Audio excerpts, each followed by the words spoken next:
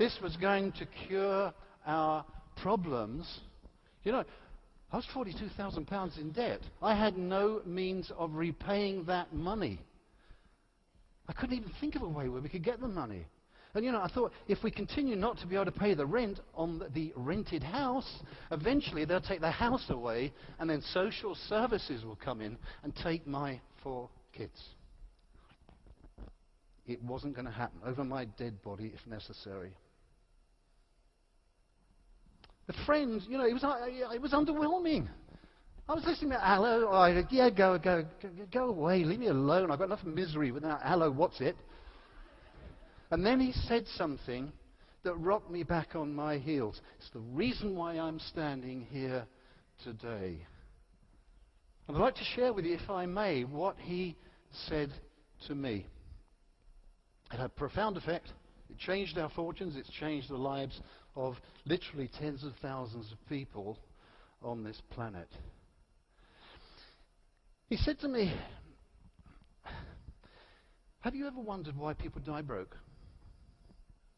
I said, what do you mean, why people die broke? He said, well, if you look at the figures from the probate office, 1993, 95% of people who die with less than £5,000 in the bank.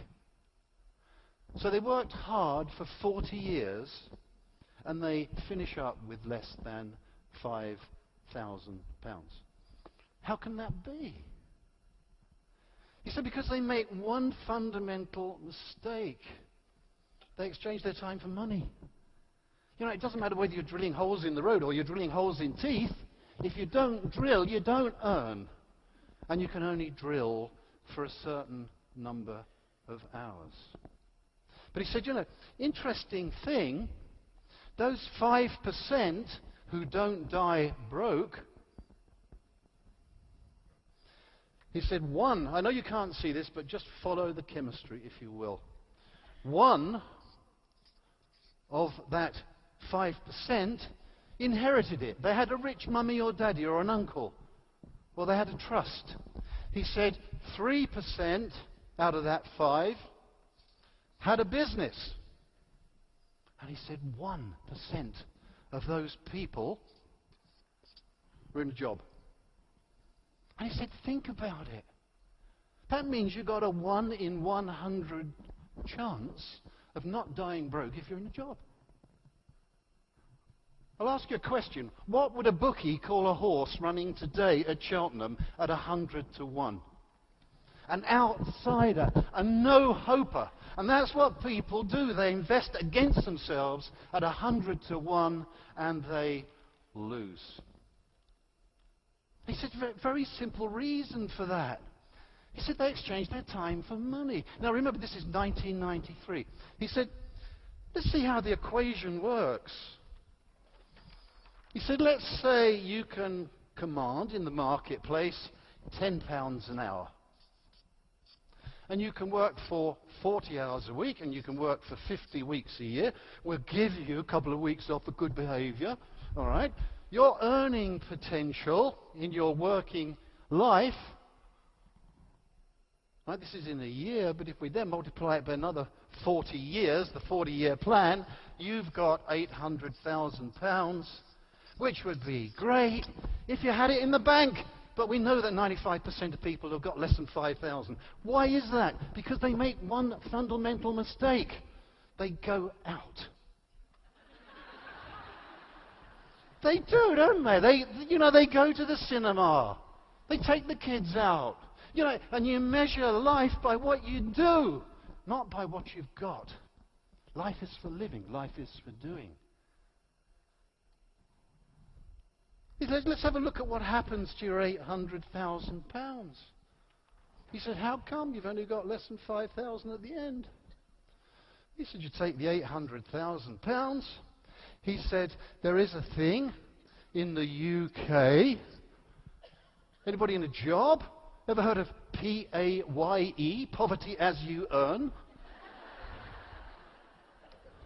NHI, no hope intended. He said that will take about 40% of your £800,000. Just for one illusory moment, you thought the money was yours, but it's gone. The government stole it away from you. So, 800,000 here, 320,000 coming off there. Then he said you could have somewhere to live. We've all got to have somewhere to live. He said, in the UK, currently, we know that will take about 25%. Got to have a roof over your head. A couple of 100,000. He said you've got to live. Heating, lighting, rates, school fares, clothes, all that other garbage. Another £200,000, leaving you potentially at the end with £80,000 in the bank. But 95% of people would die broke. Because they did make that one fundamental error, they went out. But they went out on the basis of £2,000 a year. Have a great time. £166.66 a month to have a great life. £40 a week or thereabouts to have a great life. And I thought, no, I see the flaw in this. I said, look, I'm an ex-chartered surveyor. I said, the average price of a house in the UK in 1993 is not 200,000, it's 97,000 pounds. He said, not when you paid the interest to the Abbey National. I said, yeah, but I can command more than £10 an hour in the marketplace. He said, all right, let's say you make £20 an hour. He said, you make twice as much money. You pay twice as much tax and national insurance. Instead of living in a little itsy-bitsy house, you have a slightly bigger house. And instead of sausages and burgers, you have steak and a bottle of wine, and you still finish up broke. He said to me, how many people do you know in a job who have a to-die-for car? Not a GLS or some other crappy company car, a real to-die-for car. It's about 1 in 100, isn't it? He said, how many people do you know who have one of those beautiful houses? You know, the ones you drive past with the big gates and the crunchy gravel drive. How many people do you know in a job? About 1 in 100. He said, how many people do you know who go to die-for holidays? Exotic locations? About 1 in 100. That was the moment in 1993.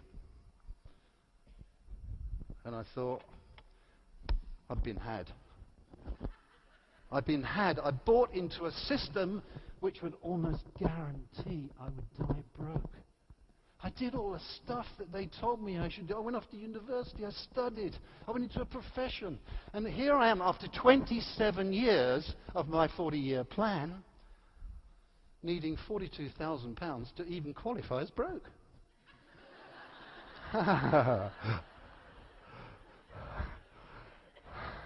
You see, if you keep doing what you've been doing to get the same results, that's technically mad, isn't it? I knew I had to get different results. The question was, how?